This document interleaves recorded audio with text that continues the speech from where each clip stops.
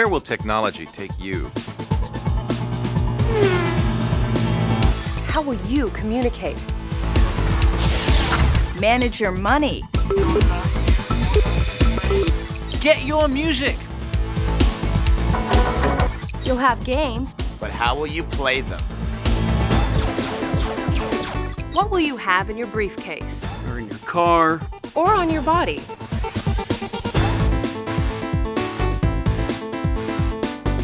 Is there any limit to how wired you can be?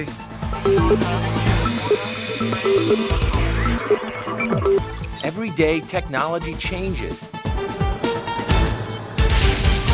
You have questions? So do we. That's why we're here.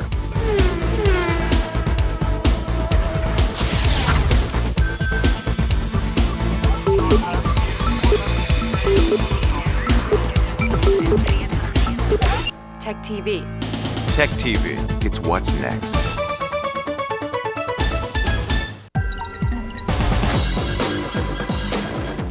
Hi, if you're watching this video, you must be at least a little curious about what's inside a PC.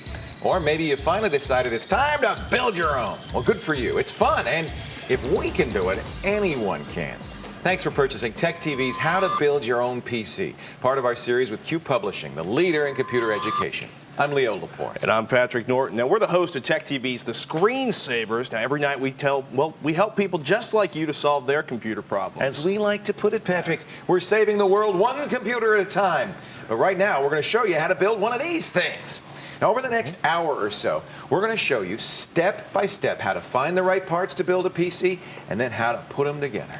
We're also going to show you our expert building tips and tricks, and we're going to try to demystify the whole process to make building a PC easy enough for anybody, even us, to understand. That's what we do best. And as if that weren't enough, as we go along, you can find more information and extra tips and tricks at our website, techtv.com/buildapc. You ready, Patrick? I was born ready. All right. Let's start a little bit by talking about the advantages and more importantly, even disadvantages of building your own computer. Is there an advantage to building your own computer? There's an advantage, okay. But maybe I better start with the disadvantages to scare anybody off who hasn't really thought about this. You do want to think about it first, because there are some things that your own home-built computer is not great at. For instance, there are issues about compatibility. When you buy a pre-built computer, the manufacturer has tested all the parts to make sure they all work together and they all work with the software. You're combining parts of your own choice. Some parts may never have ever been combined together before. So there could be compatibility issues between the parts themselves and the software you'll be running.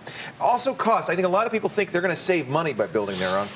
It's not a guarantee. Yeah.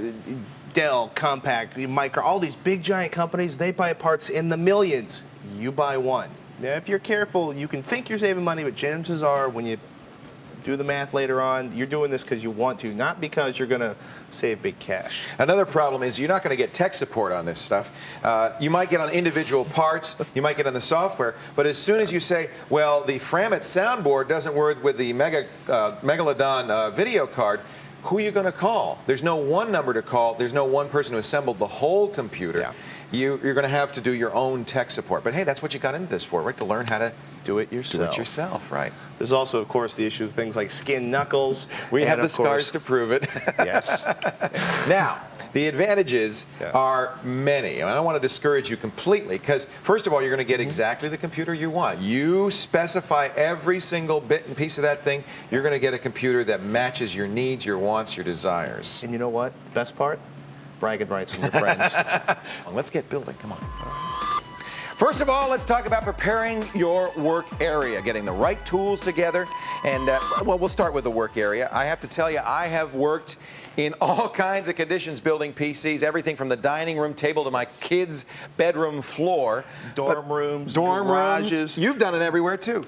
You said, but this is an ideal, perfect fantasy. But it's so nice. Yeah. If you can get something like this, it would be great. First of all, it's clean. You don't want to get any fuzz or dirt or lint in your PC. It's well lit. Really nice, because a lot of this stuff is tiny, and when you get old like me, not you, Patrick, but when you get old like me, it's hard to see a lot of the little fine lines and the lettering and stuff. So it's dry. Look how clean it is, isn't it? Dry is important. Why? Because computers don't like wet. And this is one that you might not think of.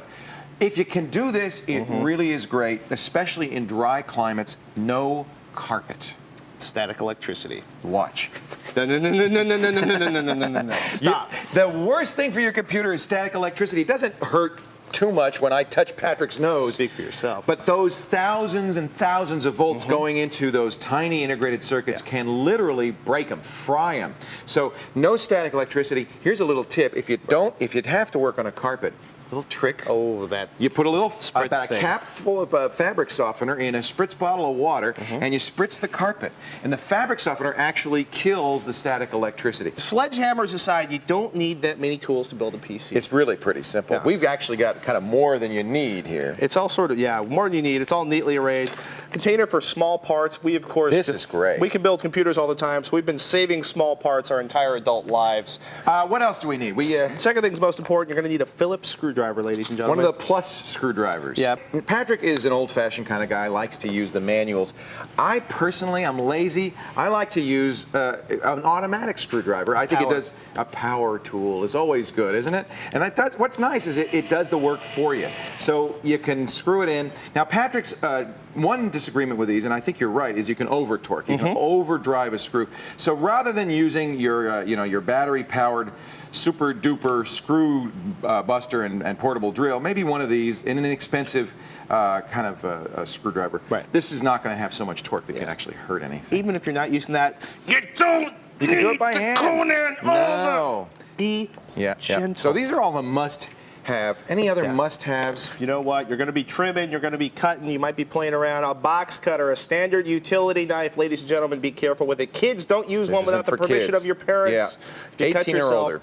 don't blame me. Absolutely. Now, we also want to talk about something. These are probably shouldn't be on the optional list, but some kind of needle nose pliers or Very hemostats, handy, something you can very, reach in. very handy. You're putting jumpers in, you're pulling cables in and out. I drop screws all the time Yeah. into the case, and this is probably oftentimes the only way you can get in there and pull the screw out. And you don't want to leave any loose metal inside your case. Not only does it sound bad when it rattles around, it can short out stuff. What are these things? These are zip strips. Now, you're going to have a lot of cables inside your computer. Now, you might do it just to make it look neat and tidy, or you might do it because the less cable sprawl you have, the easier airflow will be inside the system. You wrap this around the group of cables, you insert neatly so, and you... These are so handy, and they're inexpensive. I have some, I just keep them around all the time. Even outside your computer, all that massive cables you have behind your desk, these can be very handy for organizing them and keeping them in shape. So there are the tools, both the necessary and the nice to have. You don't need a sledgehammer, kids, honest. The tools you'll need are a parts container, a Phillips screwdriver, a box cutter is handy, needle nose pliers, and zip strips to tie everything down and keep it nice and neat. Now, this is the fun part. Let's go shopping. It's good. This is fun. I love doing this. Before you run out with your cash and your credit cards and your hot little hands burning a hole in your pocket, whatever it is, mixing metaphors, you need to do your homework. Well, that's absolutely right, because you don't want to buy more than you need or less than you need. So take some time to spec out your new PC. What does that mean, to spec it out? Basically, decide on the list of specifications defining the contents of your PC. How do we it's know? the parts list. How do we get a parts list? Okay, you can go to the screensavers. We have a list of like our favorite sub 1,000 PCs, even cheaper. You can look at all those expert sites like Anantech and Tom's Hardware, all that good stuff. Magazines will tell you. Magazines will tell you. Talk to your friends, see what they're using. Basically, come up with a list of parts: the motherboard, the processor, the graphics card, the audio card, the case, the memory, all this good stuff. You want to check your list, even if you don't maybe use our list of parts. Check your list against our list. Make sure you have one of each, because if you don't have all the parts you need, there's nothing worse than building a PC, getting home, and going to go online and realize you don't have a modem. Right. Or buying more parts than you need, or buying a part that doesn't work with another part, things like that. Very important. You can get everything you need, at least the beginning of the research, online here. Yeah. The PC breaks down into a few simple components. You're going to start with your CPU. That's the processor, the brains of the computer. You also need memory chips. That's where the data that you're working on and the programs you're running are stored while the CPU is working on them. What else are we going to put in there? Well, you're going to need a video card. That takes the pictures. It basically turns the zeros and ones the PC needs needs into the pretty pictures you look at on the screen. That video is not the only card. You're going to need a sound card as well if you want to hear stuff. And you're probably going to want to get some fans for the processor to keep them cool. That's a big one. You're going to want speakers for the sound card, a power supply, and a case. They usually come together, but that's to stick everything in. Right. And then finally, the most important, actually it's not finally, but the most important part, which is the motherboard. What is the motherboard? Okay, the motherboard, it's kind of like, you know how you have a frame for a car and you bolt all the parts onto the frame? The chassis, yeah. The chassis. Well, you know what? Your case is kind of the chassis, but the real heart of your computer is the motherboard. It's where your processor, your memory, all of your cards, all of your hard drives, everything connects to the motherboard. It's the heart of your machine. The biggest circuit board in your computer. Sometimes they call it the main board. You'll also need storage, the hard drive, the floppy drives, the CD drives. And then if you want to get online, you'll need either a modem or a network interface card. You don't have to do all that research if you don't want to. Just go to our website, techtv.com/build-a-PC, and we've got a list of the components we're going to use in my PC and Patrick's PC, so you can do exactly what we recommend. But first, let's recap.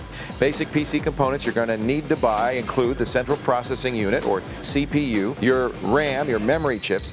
You're going to have a video card so you can see things, a sound card so you can hear things. You'll need speakers to go with the sound cards, fans to keep everything cool.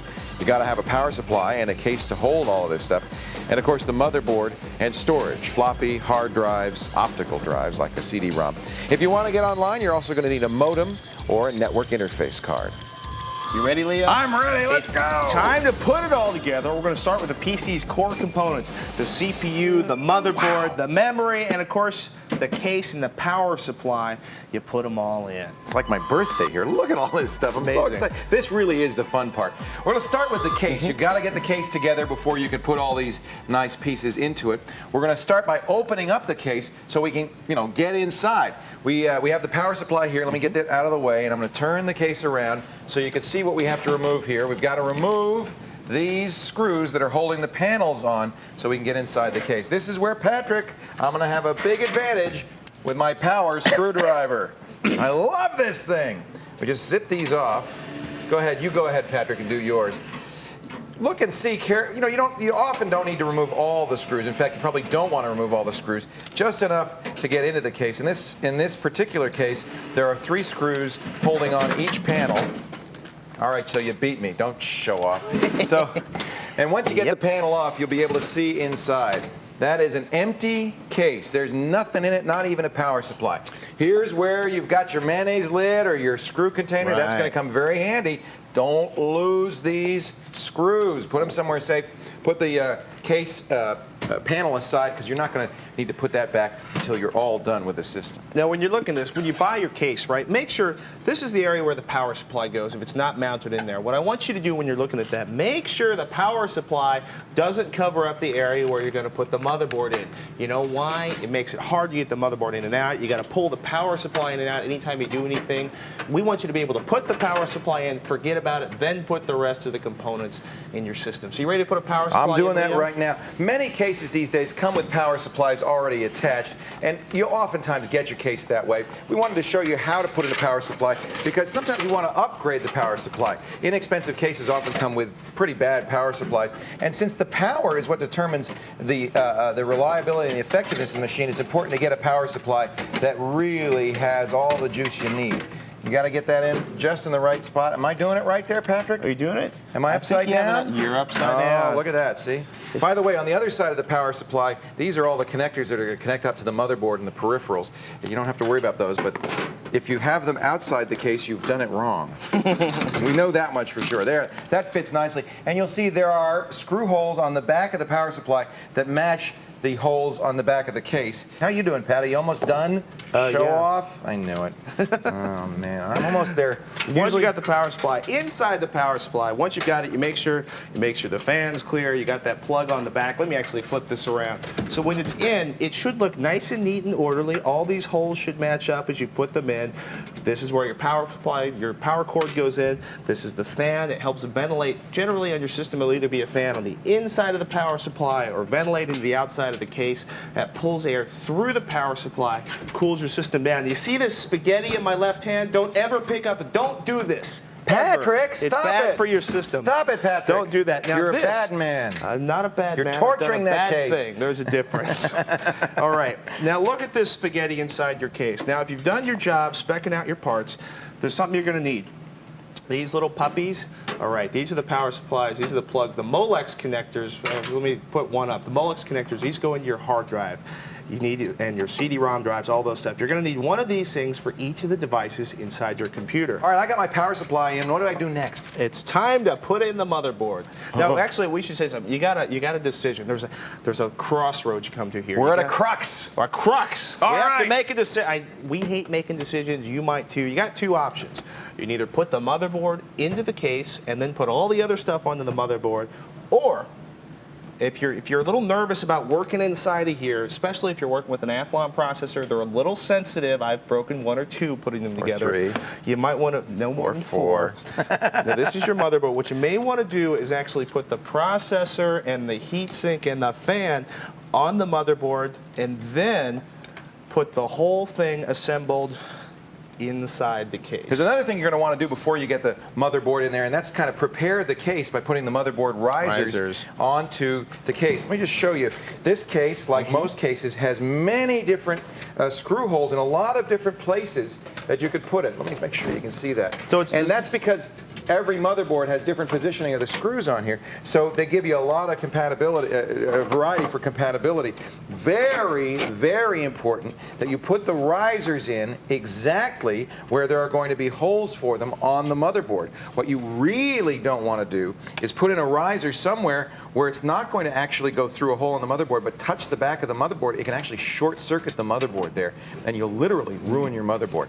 So where are my risers? I need some risers. You got some there? There should be a little plastic package. Normally, a lot of times, they actually tape it down on the inside of your case. There it is. First thing you do when you get your case home, you take it out of its big box, you look inside, there should be a little plastic bag full of parts. The risers in my case are brass. Right. They have a threaded screw on one end, and then they have a little pentagonal hole at the top. That's what the screw is going to come into from the other side on the motherboard. You'll also see I have some paper washers in there. You're going to use the paper washers to insulate the motherboard against the risers. So the first thing to do is to kind of look at where the motherboard is going to go in the machine, and you're going to orient it so that the connectors are on the back plane of the machine. They've got to line up with these connector holes on the back plane of the machine. See, for the peripherals, can you see that right down there? So we're going to make sure that those line up with this, and that'll give me some idea of where to put the risers in, because I have holes in my motherboard where I want to screw in the motherboard to the risers. So match the holes on the motherboard to where you're going to put the risers on the case. Does that make sense? That makes sense. You know what, though? There's different ways of doing it. My case came with these little, sometimes they're plastic. In this case, they're actually little metal bits. And these do the same thing as Leo's brass risers. They stand up the motherboard off the bottom of the case, and they give you something to actually screw the motherboard down in there. Again, I have the same kind of screws with little paper washers. And again, you know what? You laid it down there gently. You look at there, and you figure out where all these holes are, and you put one of these risers for each of those. The places you especially want to be most careful about is around here, the front of the cards, the PCI slots, where you're mounting that down in there, because that's where you're going to be pushing these cards down in place. So make sure you use all of those. Well, I've put in now 1, 2, 3. I'm going to put 6 risers in total, and I'm just going to see if I've matched up every riser with a hole on the motherboard. This is often difficult, and this is the tricky part here, is matching up the faceplate with the connectors you've got on the back of your motherboard. Sometimes they give you multiple faceplates. In this case, I've only got one faceplate. You may have to punch holes out. You see we have, it's not punched out here. That's because we don't need that. That's for extra USB ports. So if they're not punched out, you just take a screwdriver. May I borrow a flathead here real quickly? And you'll just pry off that little extra bit of metal so that you can get the connectors through there. We've already pried off all of the ones I need. This is going to be where my connectors for my sound card are going to go. This is a serial port. This is a printer port. We've got the mouse and the keyboard, the USB ports, and the extra serial ports here. So I'm just going to try to match those up. Now these two things right here, these donuts, are actually where we're going to put screws in to tighten it down. Donuts. We like, we're going to have donuts after we finish these. Sometimes, though, the little holes don't match up with the risers. risers. Remember, we put the risers in to keep the motherboard off the bottom of the case. I don't want you, the last thing I want you to do, right, is to reach in here and start grabbing. This stuff all looks like handles. We got these little cans, they're called capacitors. Handles. They're not. You can rip them off. You can break them. What I want you to do is to work from the edge of the motherboard and to use the edge of the motherboard to slide it in place. Now, this is only going to work if you don't actually tighten down every screw on the motherboard as you go. Start them, turn them in a couple times. Get every screw that you want to put in there started first, and then and only then tighten them all down. Because if you tighten all 4 of these and you have to shift the motherboard over here, it's not going to work. Before I screw in my motherboard, let me do this outside so everybody can see what I'm doing. You can do yours inside. I'm going to take my motherboard back out of the case. Oh yeah, I was almost done. But I'm going to let Patrick win this race because I really want you to see it when I drop in this AMD chip and put the heatsink on it and put in the RAM. This socket right here is very common for any socketed chip. It's called a ZIF, or Zero Insertion Force socket. When I raise the lever, it's ready for inserting my processor. 2 of the corners are cut. That's important. Those 2 cut corners have to match the same cut corners on the processor itself. So this is the orientation that I'm going to put the processor in. You do not have to push the processor in. It's a zero insertion force. That means no force. You see that? It just popped right in.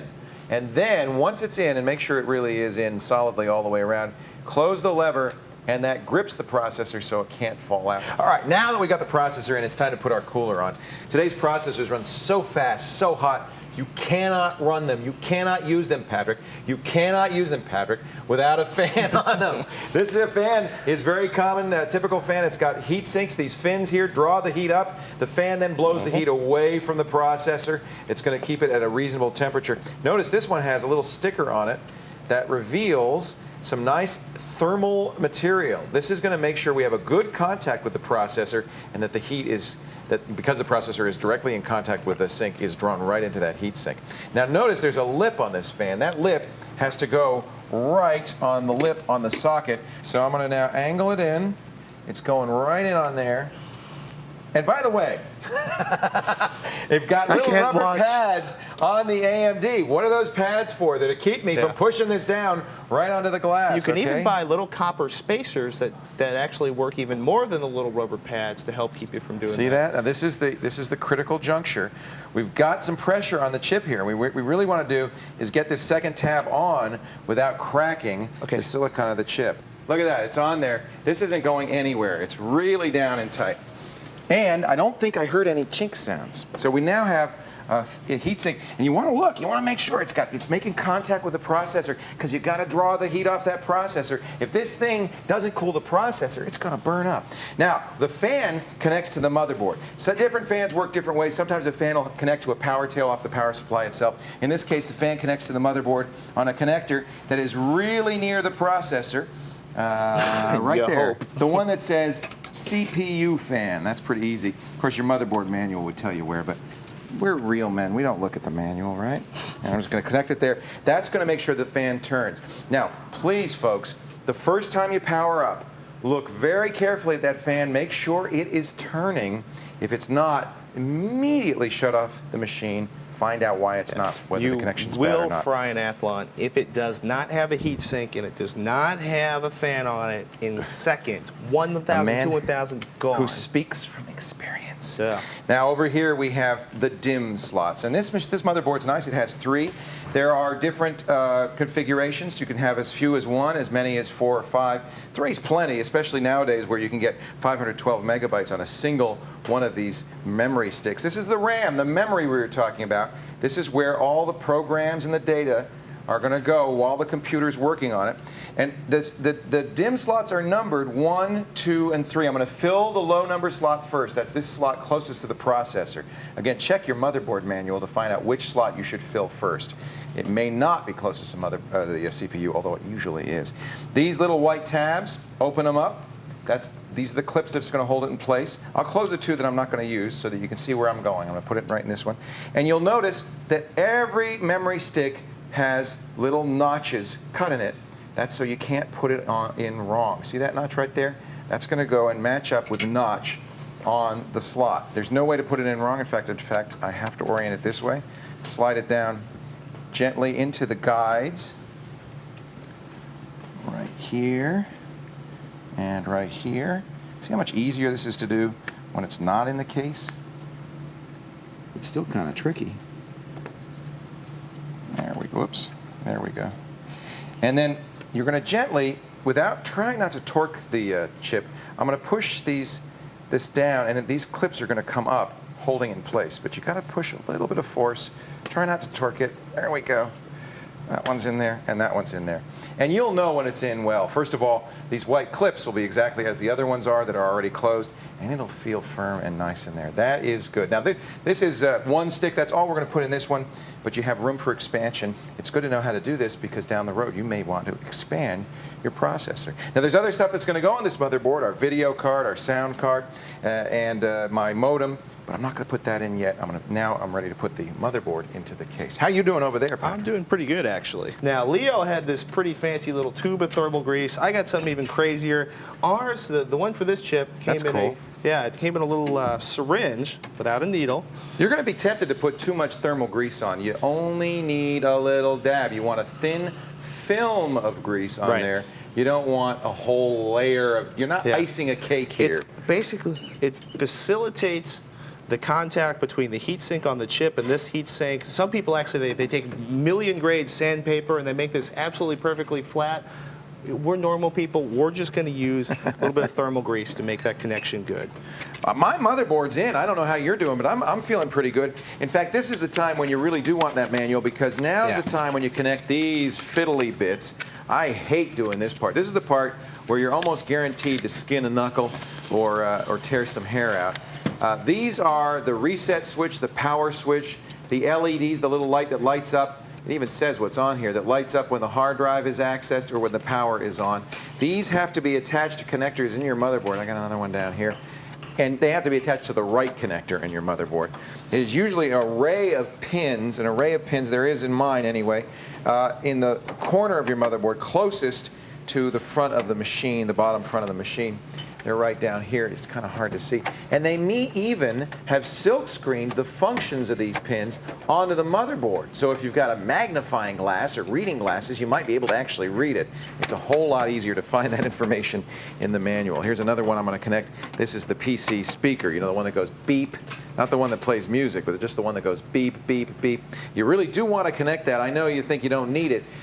Here's where it does come in handy. When the computer first starts up, we'll talk about this a little bit later, it makes beep sounds to tell you how it's doing. And if it can't start up, it'll beep a certain number of times, and you can use that to diagnose what's wrong with the computer. So make sure you do connect your speaker in here. Boy, I wish I had my reading glasses. I can see it is silk screened on the motherboard, but it's kind of hard to see. Another thing that's kind of tricky is knowing which way to put it in. And sometimes the only way to figure that out is trial and error. There's a plus and there's a minus, and you just got to get it the right way. They'll all be oriented the same way. Do you have any trick to that, Patrick? You know something? I just turned my case around just so I could align my case with the little diagram so that's it looks inside just the like manual. that. Aren't you exactly. Smart? I'm just putting it in as kind of an experimental way, and what we'll do is we'll turn it on. It won't inhibit the machine from starting by any means. It just either the light will light up or not. If it doesn't, easy enough. Again, one of the reasons you're not going to put the case back together and close it all up until you're sure you got everything done.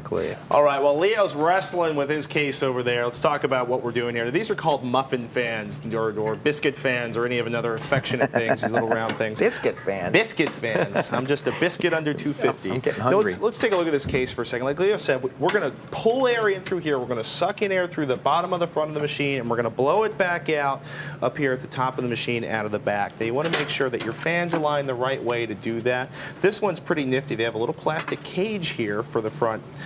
And watch this. Now we have the fan and the cage, and this is all going to create a little sandwich right on the front of our machine. So we'll take a look at this one. This is pretty slick. I got to admit, I'm admiring this. So you can put the label side out because that's the direction of the air, or label side in because that's the direction of the air. So in this case, I'm going to be drawing air in. So we're going to lay that down in here, label side in, and we're just going to snap that in place. It all line up.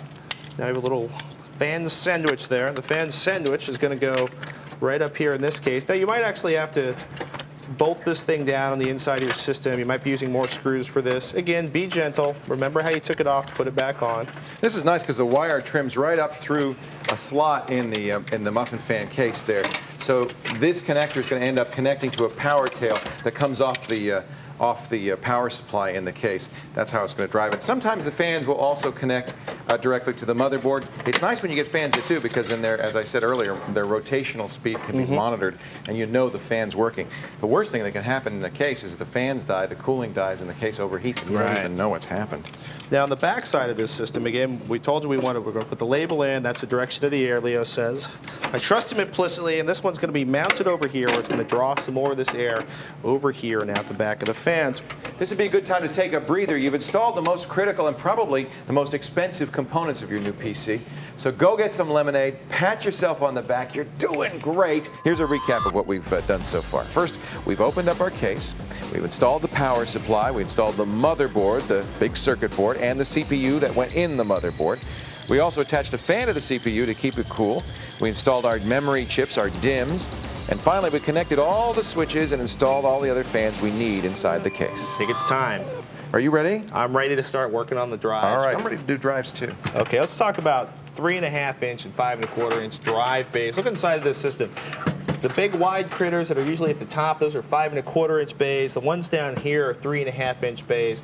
Now you can fit, Leo's going to talk to you about this, you can actually fit a 3.5 inch drive into one of these 5 1/4 inch bays using a thing called rails. I'm going to do it too. He is. In my case, I'm going to take advantage of this drive cage down here, and my hard drive is going to slide into that, and we're going to bolt it down, and my floppy drive You're is going to go doing it the into easy way. Well, I could put my hard drive in there, but I want to show you how to do the 3.5 inch drive and the 5 1/4 inch bay. One other thing on the floppy drives, actually on any drive that has to be accessed from the front, you'll notice that these cases have panels, all cases do, on the front to block unused bays. Your hard drive will sit behind one of these panels, but I'm going to have to open up this panel for the floppy drive. One of the things you're going to do is take a look at this. Now you notice something, when we're working on these before, you couldn't see through the case. You see how we've taken both sides of the case off. There's a reason we did that. When you're putting these drives in here, you know what? It sounds a little crazy.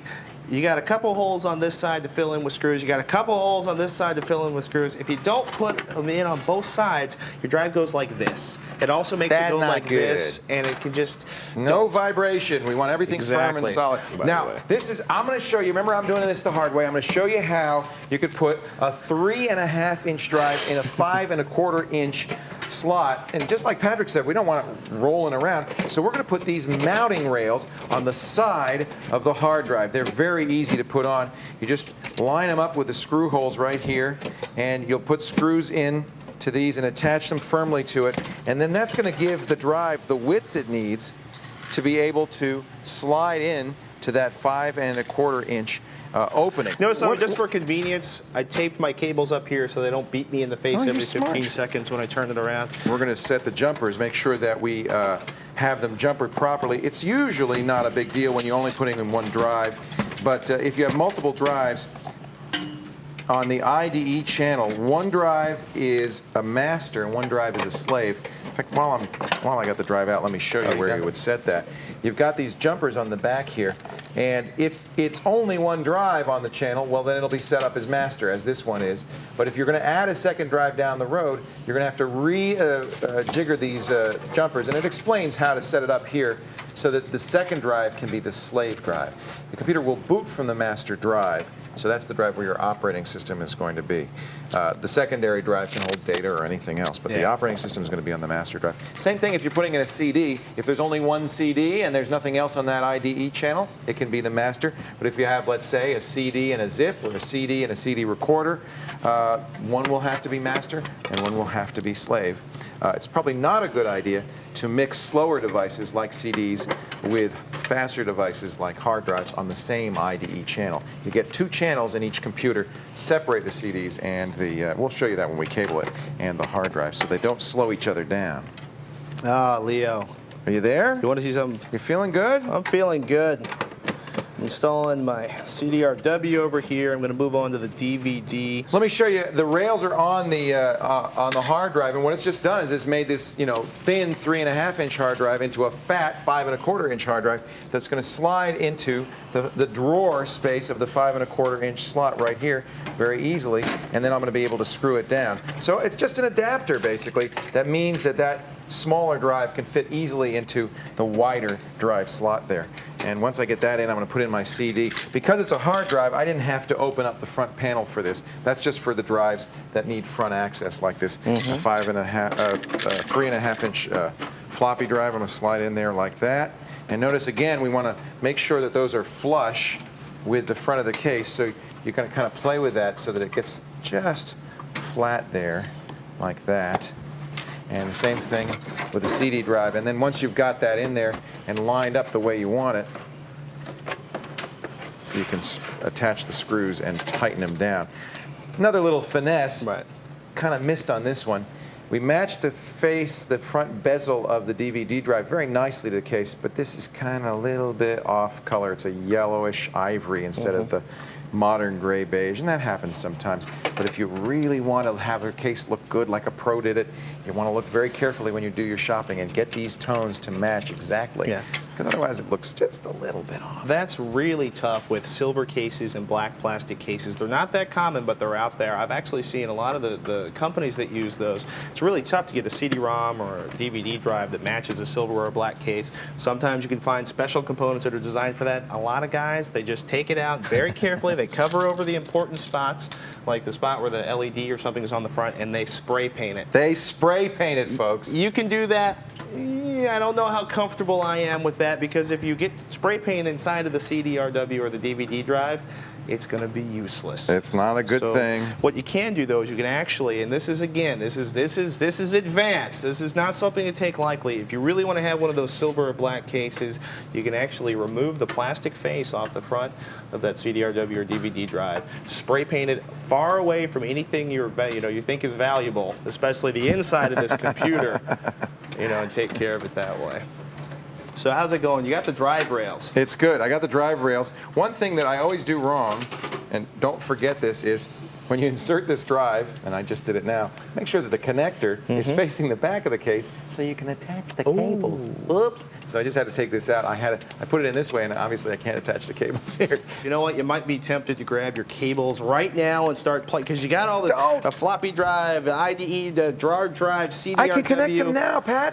I'm all ready to connect them. Don't do it, because you still got a bunch of stuff to put inside the system. Cables take up a lot of space. You're going to need that space to work inside this box and put the rest of the stuff in place. I'm going to finish up, then we're going to show you how to install the expansion cards, and then we're going to put the data and the power cables in, and we're almost ready to turn this thing on. Let's recap real quickly.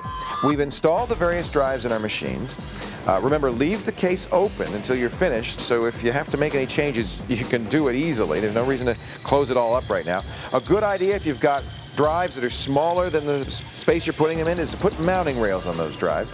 Make sure on the motherboard all the jumpers are set correctly, the jumpers on the drives too, and always check the positioning of the cables so that they're oriented properly and the components are positioned well so they're flush with the front of the case. It looks nicer that way. One other tip, get components, if you at all can, get components that are going to match the case. It just gives it a nicer finished look so all the colors are the same. Now, it's time to add our cards. This is the easiest thing to do, and it's something you'll probably be doing a lot of. The good thing about these cards, you figure out how to put one in, you figured out how to put all of them They're in. all pretty much the same. They may go on different slots, though. Currently, in today's PCs, you'll find 3 different kinds of slots. The AGP slot, this is an AGP card, and it's noticeable because it's got 2 notches in it. It's a short thing, and in fact, this one has a little extender, a little clip on it. The AGP card is currently used only for video cards. You'll also find PCI slots. That's the most common kind of slot. Most machines today have 4 or 5 PCI slots. They look like, the PCI cards look like this. And the PCI cards usually are sound cards, modems, network interface cards, things like that. The old cards are called ISA cards, ISA for industry standard architecture. Those are longer cards, They're legacy. That means they're old-fashioned. In most cases, you don't want to use them if you don't have to. And in many motherboards, they don't even have ISA slots anymore. Patrick, you can show us what those slots look like right now. As a matter of fact, almost no new motherboards actually have ISA slots inside of it. If we cut in tight here, the one that's the brown one that's set back here, that is going to be your AGP slot. The short white slots are PCI slots. Now, this one has an unusual little critter down at the side. If I'm not mistaken, this is an audio modem riser. AMR slot. That's right. And those use little proprietary cards. We're not real huge fans of those because what those do is it's basically a little bit of hardware on a board, and it uses your processor power to maybe run your sound card or your modem. We usually avoid those. They may be cheaper for you, but spend a little extra money to get a better card. Now, to get a card in, the first thing you have to do is remove the closure on the back of the case that's keeping the case for air and dust from coming into the case. In most cases, those will unscrew. This particular motherboard, they just pop out. I don't actually, or a case I should say, I don't actually like that. I'd rather see one where there's a screw and there's something that you can attach. I'll tell you what, at least you can pop these back in. A really cheap case, they've just stamped this whole area out of one sheet of steel, and you actually have to bend back and forth to pry it out, like those 5 1/4 inch panels, and then you don't have anything to fill in the slot with. If you move your cards, you're probably going to cut yourself on them. I know I have. Here's my video card. I'm ready to put it in. This particular card has a little AGP extender on it. Now, I have a motherboard very nicely designed that has room to, it actually has a little clip on for that. Here's in general how you put in cards. You remove the protector on the back of the board. You take the card, you put it in upright. Make sure you're putting it in the right slot. If you've got everything lined up correctly, you just push down until it clicks into place, and that's it. You'll then want to take a screw and attach the card here to the case so that it doesn't wobble around. Let me show you here like this so it doesn't wobble around. You're going to screw something in here. Should I put one more in just to give you an idea of how it works? Here's my sound card. This motherboard has integrated sound, but I wanted some extra capabilities, so I spent an extra $50, big deal, on an external sound card or an additional sound card, and it's just going to go again. This is a PCI card, so it goes in the PCI slot. I slide it in, align it with the back of the case. I got a question for you, Leo. And I push, and it's in. How do you know which PCI slot to use? Well, you don't. If you look in your motherboard manual, it'll show which slots share interrupts or share resources, and that may give you some idea of how to arrange it. I generally try not to put a card right next to the AGP card. They often share resources there. And plus, it's a good idea to separate cards a little bit so you kind of give them some thermal room. They aren't all the hot stuff isn't mixed together. If you put cards in and it doesn't work out quite right, move them around in the thing until you get everything so that it can work together. Something I like to do, I've got an audio card right here. I tend to put the audio card in the PCI slot at the bottom of the machine, farthest as possible away from everything else. Why do you do that? You know what, to give it a little more isolation. The more noise in a machine, the more noise near the sound card. I'm going to do that, except not always good for I'm the not going to sound put it at the very bottom because this motherboard has kind of an unusual feature. The USB and FireWire connectors attached to a header on the motherboard, and then the connectors themselves are going to go in the opening where a card would normally go. And I'm going to do that in the bottom because I like to have my connectors at the bottom of the case. So I'm going to do what you suggested, which is move the sound card to the second to the last slot and then use this last slot for this. This riser will connect right to some jumpers that are right on the motherboard. It'll be, if you have this kind of thing, it'll be in your manual. This actually comes with the motherboard. It's in addition to the existing USB connectors I have on the back here. I have an additional USB slot, and I have FireWire. You gotta love that. That's pretty nice. Oh no, that's not FireWire. That's just another USB connector. Ah, well. Oh, I got my hopes up for nothing. Don't let it bother you, kid. You're gonna put your modem in there? Yeah, you know, normally I use either a modem or an Ethernet card. We went a little nutty and we put one of each in here. Like Leo says, you're going to line up the card with the slot. You're going to press it in. I like to give them an extra tap at the back to make sure it's firmly seated. You don't want to leave any of those threads or the pins exposed on there. Make sure everything's good and solid in there. Make sure it's tightened down, and you're ready to move on to the next step. Boy, we loaded up this machine, didn't we? Okay, my sound card, like yours, is going to be the last PCI slot. I also have a modem and a network card. We are just wacky today, and I'm going to slide mine in here. And there we go. All right, I've got one opening that I am not using, so I'm going to push this back in to fill it up so that it doesn't occupy they don't leave any holes in there. But we're done. We're going to screw these things down and make sure they're solidly in there. And we've installed our additional cards. We got everything installed to the case. Now, Except for the cable. it's time to attach the cables. Oh, That's boy. right. Lots and lots of cables. You know what? You're probably going to start with your data cables, and just for fun, you can start with your floppy drive cable. Where did that floppy drive cable go? I will look forward to the end of the floppy drive. It's pretty much gone already, you know. I mean, there's not a lot of things that use a floppy. The only time you really are glad you have a floppy is when your machine won't start up and you've made a rescue disk, and you use that to boot up the machine so that you can figure out what's wrong and fix it, often reinstalling your operating system. So that's pretty much the last use of the floppy. Nobody uses, or very few people use floppies to transfer information anymore. That's just really not a common use. The zip has pretty much taken over for that. Did you put a zip drive in yours? I did not put a zip drive in mine. Yeah, I tell you, I like having a zip drive, and most of the computers that I build, I'll put a zip drive in. I just feel like it's a really useful thing to have for a backup and for transfer of data from one machine to the other. What's the matter? 79 cents a CDR disk for 650 megabytes of you put a storage CD versus recorder in there. $10 a disk for a zip drive. All right, let's take a look inside of this case. Your data cables are going to go, there's going to be one from the back of the hard drive, the floppy drive, the CDR drive, the DVD drive, and they're going to go into these two longer slots are your IDE slots. The shorter one right here is your slot for your floppy drive. Now, let's talk about cables for a second. Some cables are keyed. And when I say keyed, it's not like you're going to pull out your house keys and unlock it and put it back in together. Well, it's kind of like that, though. It's kind of like that. Take a look at this. These are the two ends of the floppy drive cable. Here's the first thing. Sometimes there's a little block here on the top. That's actually going to align with a particular side of that cable socket that you put it into. You also notice there's a blank pin there. Instead of being able to put a pin in there, it's covered up. That means it's only going to go in there one way. The other end's a little more complicated. This one actually, there's no blocked pins in here. There's no little slot for it, but we do know one end from the other by looking at this little red cable on here. You're going to align that up with the floppy drive. Now let's talk about for the rest of the cables in your system, your IDE drives, all of your hard drives. If you look at the back end of your hard drive, and you know we should have left a hard drive out just to talk about this. You've got a hard drive here. You've got two things going on. Right here, back in most of your drives, there's going to be a slot for the IDE cable. Now, we talked about there being a little notch or a missing pin that helps you align it. But you know what really helps you align it? This 4-point Molex connector where your power goes. And when you're putting these in, I have what they call rounded cables. These are the slick high-end ones. But you notice something, even on the slick high-end cut ones, one side of this has a little red line on it right here. You see that little red line there? That is always going to be facing that power connector. So when I'm installing these, we keep the little red pin on the side with the power connector. And that also lines up. In this case, there happens to be a slot there too, and that makes it real easy. You don't have to remember which way it goes on.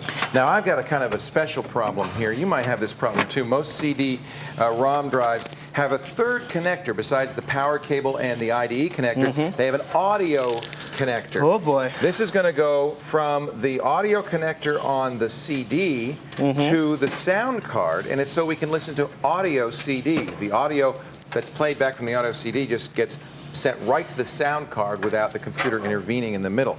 So that is going to go on the far edge. I usually put that in first on the CD because it's so far away from me. I want to put it in before I put in the other cables. You're not going to really be able to see me do this because it's so deeply buried within that computer there.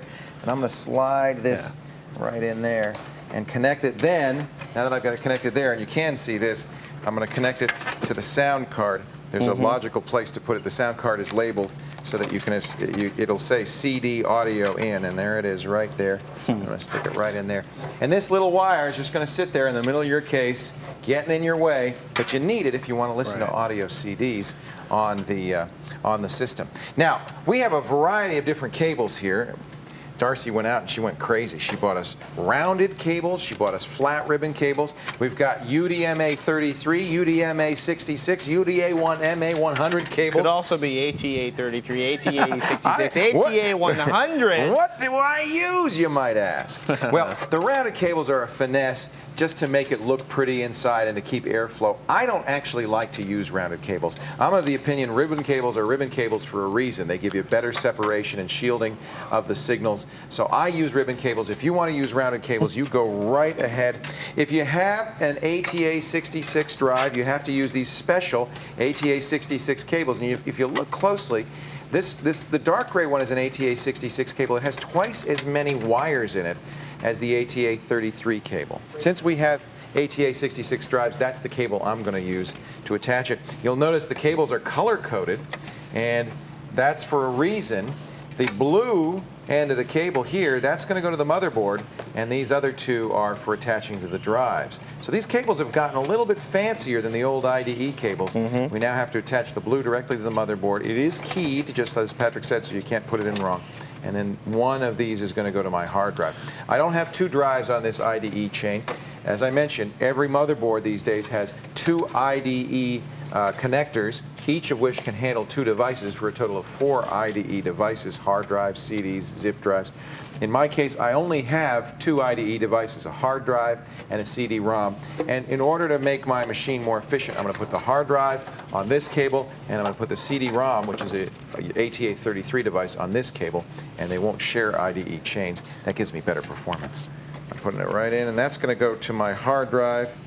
And then, isn't it nice when you do this before you've put in a lot of stuff? It makes it very easy to add these cables. Where's the challenge in not having all the stuff in there? This is the old style ATA 33 or UDMA 33 cable, and it doesn't matter which end you put in which side. So I usually put the one that has the longest length. This one will go on the motherboard, and then these two closer together ones will go to the drives themselves. This is going to go to my CD-ROM, which is the slower ATA 33 specification. Put that right in there. If you don't have keyed cables, as Patrick mentioned, the red line on the cable is the #1 wire that should go to the #1 pin of the connector. Now, this is one of those areas where you get fancy when you're rounding the cables from one end of the system to the other. Remember, no sharp bends, no sharp breaks, don't tie them into knots, just be gentle. You can fold them over flat to change directions, but try to do it once. The floppy cables look very different than the IDE cables. The connectors are smaller, as Patrick observed, and there really is only, they can't fit into the other cables.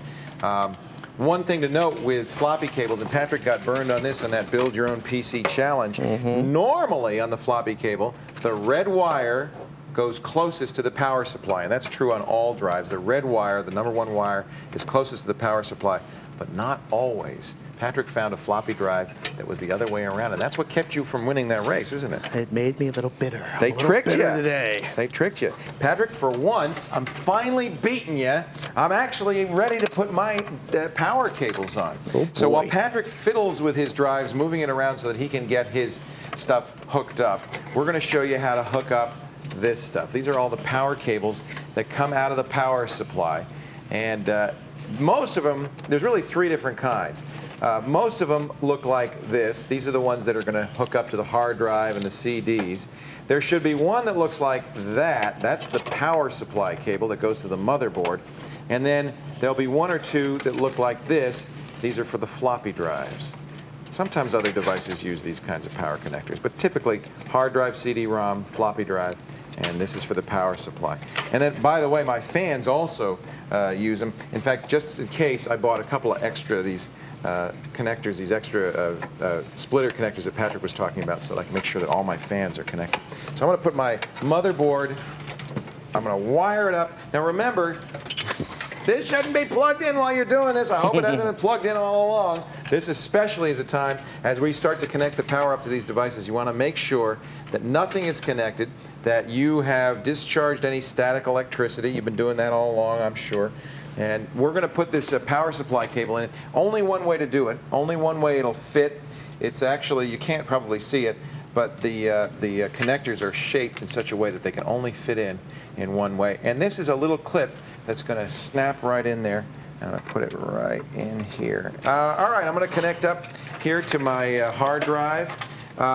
Patrick, you could tell me, maybe it's superstitious of me, but I don't like to have, when I have a situation like this with one cable and it's got 3 devices that I could connect up to it. I don't like to put all my devices on one wire. Well, you know it's what I'm like saying? putting all of your eggs in one basket. Absolutely right. Distribute it around. It may not make a difference, but you know what? Be a little superstitious. Why take a chance? Spread it around. I'll tell you where you especially don't want to do that is with fans, because if, for instance, one of them dies, you don't want all of the fans to go out all at once. That would be bad. I like to keep some cooling going. So I'm going to put that one in my hard drive. It's rounded also on the corners here. So again, there's only one way to put this in. Most of the stuff, there's only one way to connect these things. There's only a few things like the floppy drive that will give you some leeway for error. And now you see I really have a mess of spaghetti in here, and I'm going to really try to tidy this up, get this stuff out of the way so that there's a free flow of air through here and out of the case, and that this doesn't get in the way. Where you really want to make sure is that there are no wires anywhere near fan blades, because what's going to happen? Well, the fan blade will eventually strip off the insulation and cause a short circuit. You could even have a fire in there, so be very careful about that. Make sure all these wires are well away from the fan blades, well away from anywhere they could get into trouble. Take a look inside this case. Now, this is actually not too bad. We're still cleaning up the layout of the cables, but deep inside, the Pentium 4 system we're building is an ATX connector. And just next to the ATX connector and half hidden by this cable here is an additional power connector. So it would probably behoove you to install, in this case, this particular machine, we normally don't do this, to install the power connectors first. But you know what? I'm just not smart enough to do that. So I'm going to wacky. pop that in place, and I've got my a ATX madman. connector, and just slide it right down in there until you get a nice firm connection.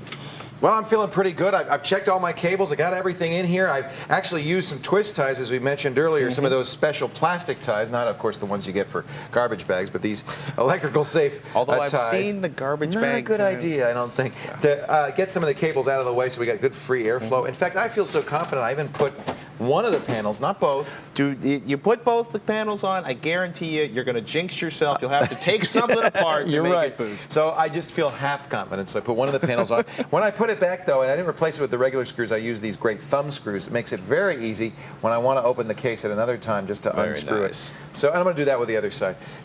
You ready for the moment of truth? Let's do it. All right, now that we got all the parts together, it's almost time to plug these babies in and start them up. Follow along with us, techtv.com/buildapc.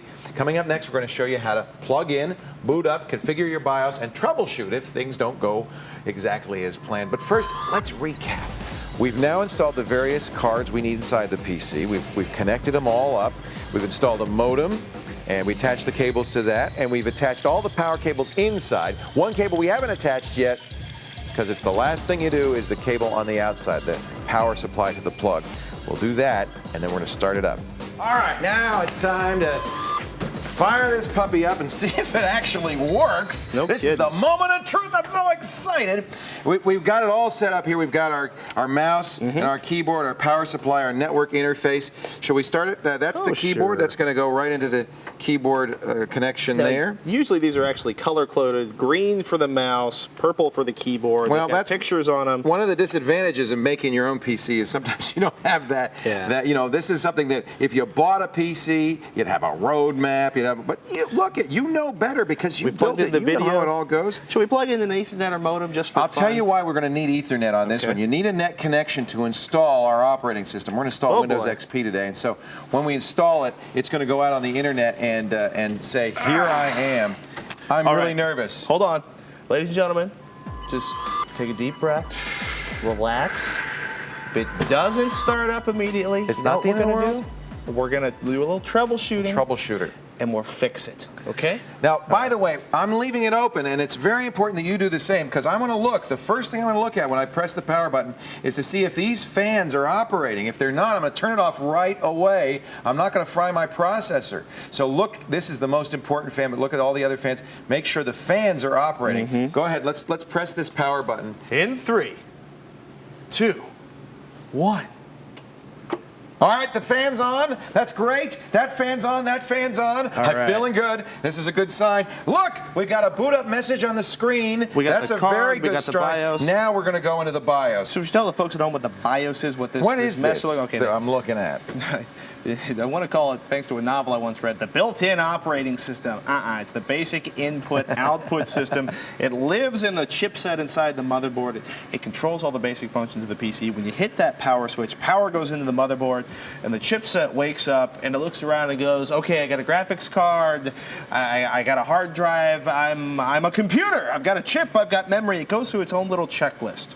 It goes through the checklist, it sees everything at once, it's going to go to your hard drive and look for the operating system. If you don't have an operating system installed, which we don't yet, we haven't installed our operating system, it's just going to get a little upset because it's going to go, I haven't found an operating system, what's going on? But before you even get to that stage, you're going to change any settings you need to change in your BIOS. For instance, I've disabled the onboard sound card because we put our own sound card in, and you might want to do things like that. This, as I said, you want to look at the hardware monitor. That's going to tell you if you'd set up everything and if the speed is correct, the CPU fan is running. And then I do need, in fact, to change on this machine, and I'm trying to find where to do that, the RAM speed and the bus speed on this Now, thing. if we hadn't been able to get into the BIOS, folks, probably what would have happened is we either wouldn't have seen that. The first thing that shows up on the screen there is a little mini message from your graphics card. Then you get stuff from your motherboard. Here's what happens, though. If that doesn't work, remember how we told you how it was important to connect your speaker? Here's why. The power on self-test. It's called a post-test. If something's missing, the memory, the chip, the graphics board, what's going to happen is it's going to start beeping at you. It's going to sound like Morse code. Well, those codes, you write that down. It could be too short, too long, all these different codes. You go in your motherboard manual. It'll give you a list of those post codes, those power on self-test codes. It'll say, oh, your graphics card isn't working or your memory isn't working. Shut the machine down. Make sure the part it's looking for is properly installed, and away you go. This system, to get into the BIOS setup, I press the delete key. It'll vary. You'll have to read the message when you first see the computer booting up.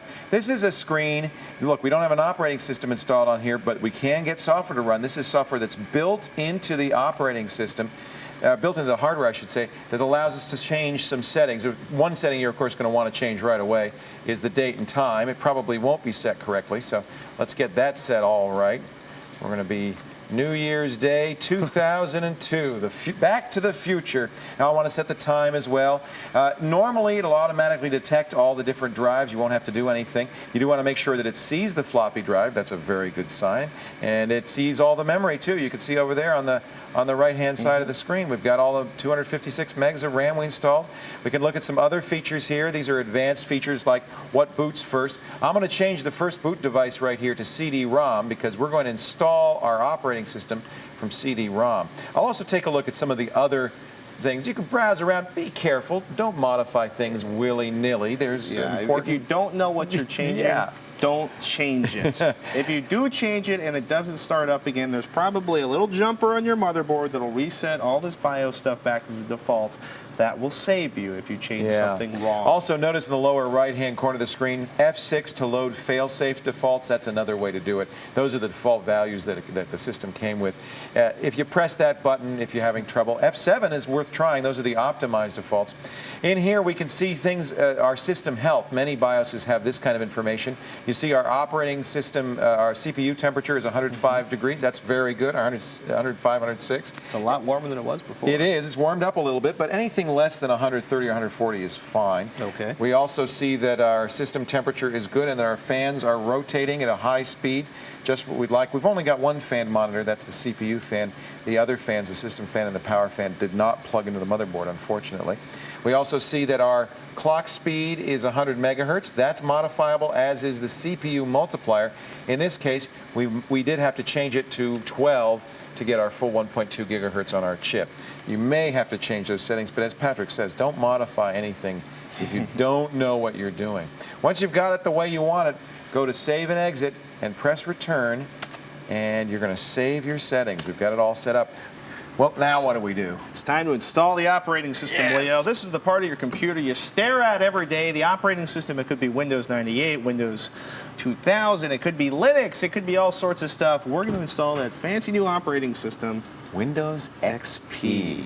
Now this this will install off the CD. It'll actually boot up the system from the CD. So we set the settings in our BIOS to boot from CD. We're going to put the operating system CD in there, and I'm going to exit my BIOS, saving the changes.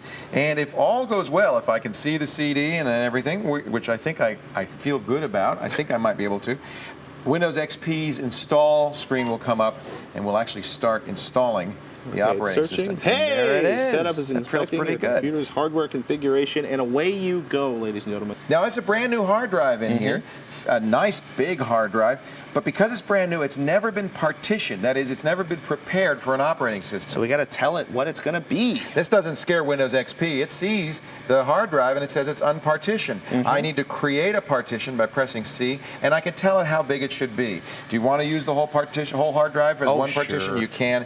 In this case, I'm going to create a partition of about 6 gigs for just for the operating for the operating system, and then I'm going to create another partition of about let's say 10 gigs for my programs. Wow. I'm kind of fancy. What and about then your I'm going to data? create All your files and your MP3s. I'm going to create a data disk of 5 gigs for just regular documents, and I'm going to use the rest of the unpartitioned space, in this case 37 gigabytes for media files. That's what really eats up a hard drive. Now I've said I want to install the operating system on the first partition. I'm going to use, because it's XP, I'm going to use the NTFS file system, and I'm going to format. Let's do the quick format, see if it'll let me. Probably won't, because it's never been formatted before. Oh, it might.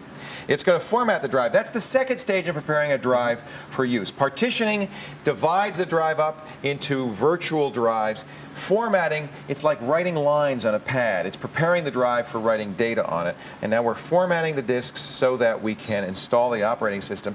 And we're ready to copy the files over. This is going to take a while to do. So while it's doing that, let me just recap the final steps of actually building a personal computer. We've attached our peripherals. We've configured the BIOS.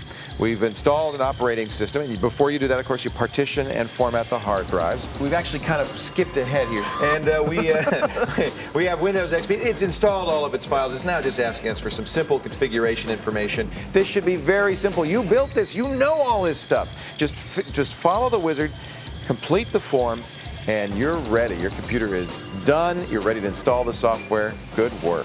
Wow, I can't believe it. We're just going to let this finish up. Yeah. You have built your own PC. Congratulations!